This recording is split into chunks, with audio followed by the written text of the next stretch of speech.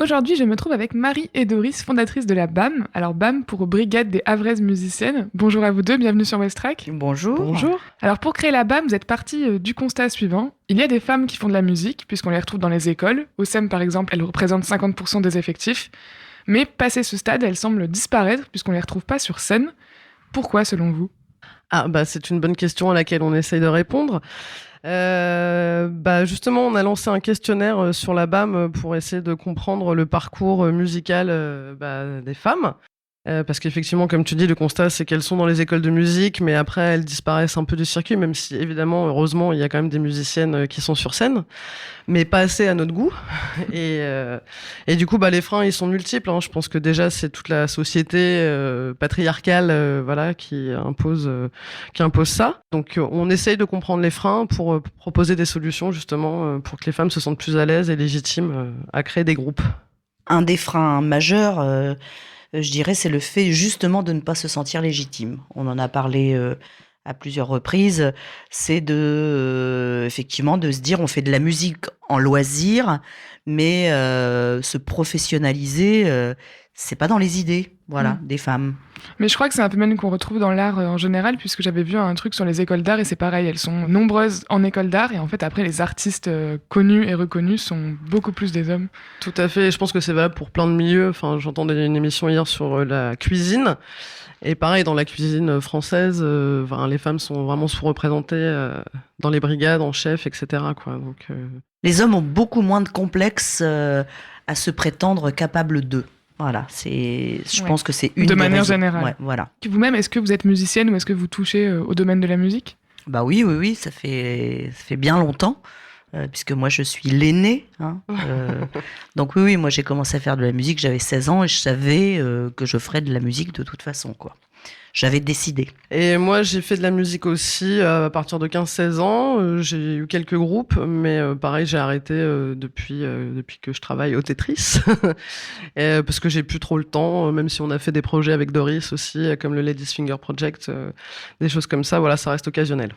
Donc la BAM cherche à pallier ce manque de représentativité des femmes dans la musique. Comment ça fonctionne ? Alors du coup, on est parti du constat où sont les femmes musiciennes.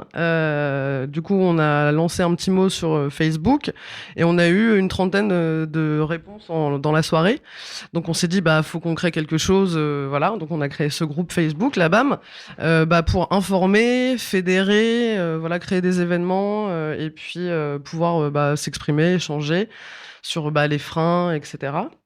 Et du coup, là, on est à 110 membres, je crois. Donc, ce qui est chouette. Il n'y a pas que des musiciennes, il y a aussi des femmes qui s'intéressent à ce sujet. Et puis voilà, on va préparer des workshops, des projections, des discussions, des choses comme ça. Parce qu'en fait, la musique, c'est pas qu'une histoire de pratique, c'est une histoire d'envie. On peut être dans le milieu musical. Quand Marie a dit qu'elle a arrêté de faire de la musique, en réalité, elle n'a pas arrêté de faire de la musique, puisqu'elle en fait en permanence au Tetris dans sa fonction de régisseuse. Oui. Et donc, on peut être tout à fait partie intégrante de projets musicaux sans forcément être musicienne. Ouais, dès qu'on s'y intéresse, on peut rejoindre ce groupe en tout cas. Et puis, il faut qu'on précise que ce n'est pas ouvert aux hommes, ça n'est pas par misandrie, c'est simplement que pour discuter de problèmes, pour constater des choses, on a préféré, pour commencer, rester entre nous, puisqu'on ne voulait pas que des hommes interfèrent encore avec leur propre explication des choses. Et bien sûr, cela ne veut pas dire que l'on n'aime pas les hommes, puisqu'on les côtoie, on joue avec eux, etc. Mais pour l'instant, dans un premier temps, dans l'idée de la jeunesse de ce projet, l'idée, c'était quand même d'être entre femmes pour avoir des constatations de femmes. Je me suis dit aussi qu'en fait, peut-être que l'art aussi, c'est quelque chose qui passe pas mal par réseau et que du coup, ces réseaux-là, ils sont masculins dans les milieux musicaux. Et là aussi, ça crée une espèce d'alternative féminine avec du coup de l'entraide entre femmes. Tout à fait. Tout à fait. Ouais, la notion de sororité, on en parle, le marrainage, c'est l'idée effectivement que ce soit des femmes qui prennent un peu en main à la fois leurs conditions, mais aussi leur destinée. Et je suis toujours un peu inconfortable personnellement quand ce sont des hommes qui interviennent pour nous parler de l'égalité homme-femme, et qui prennent, voire qui monopolisent un peu la parole parfois. Du coup, dans ce groupe Facebook, qu'est-ce qu'il s'y passe actuellement ?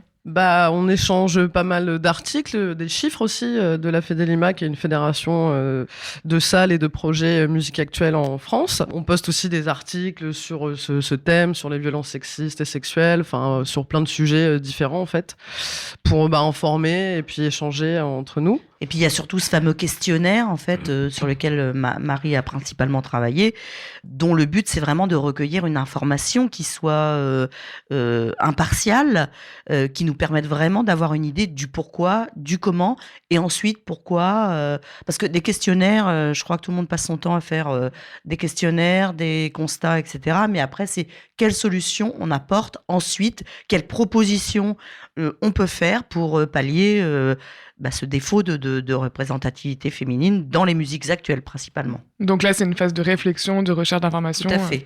Et quels événements, par exemple, vous pourriez imaginer se monter autour de la BAM ? On aimerait bien, vu l'enthousiasme que ça a créé, ce groupe peut-être créer un orchestre avec une chorale, exclusivement de femmes, en tout cas pour l'instant.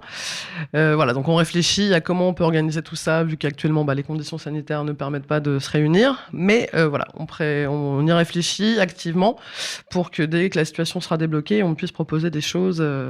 Puis des rencontres aussi, des conférences, notamment pour faire émerger des femmes qui ont été très importantes dans la musique et qui sont pas toujours très visibles. Et pourtant, pour certaines d'entre elles, elles sont même majeures dans l'influence qu'elles ont pu avoir dans les musiques actuelles en général. D'ailleurs, je dis musiques actuelles, mais les autres musiques aussi, puisque le jazz est concerné. La musique classique, par exemple, on vient de partager un article pour la première femme chef d'orchestre noire qui a été nommée. Et donc, c'est intéressant aussi de connaître et d'avoir des exemples pour peut-être se dire « Ah bah tiens, moi aussi, finalement, je peux le faire. » C'est possible, ouais. On suivra tous ces projets qui vont se monter autour de la BAM de près. Ouais, et puis n'hésitez pas aussi à les remplir, les filles, ces questionnaires, qu'on ait le plus d'infos possible. Alors, on a eu une réflexion sur la page Facebook. C'était quelqu'un qui se sentait pas légitime de répondre au questionnaire parce qu'elle n'était pas musicienne professionnelle. Mais ça, on s'en fiche. Nous, tout ce qui nous intéresse, c'est la pratique de la musique, quelle qu'elle soit.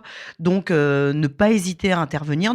Toujours se sentir, en tous les cas, légitime à parler de musique dès lors qu'on pratique en amateur chez soi la musique. Ok, merci pour ce message-là. Merci à toi d'avoir répondu à mes questions. À bientôt. À bientôt.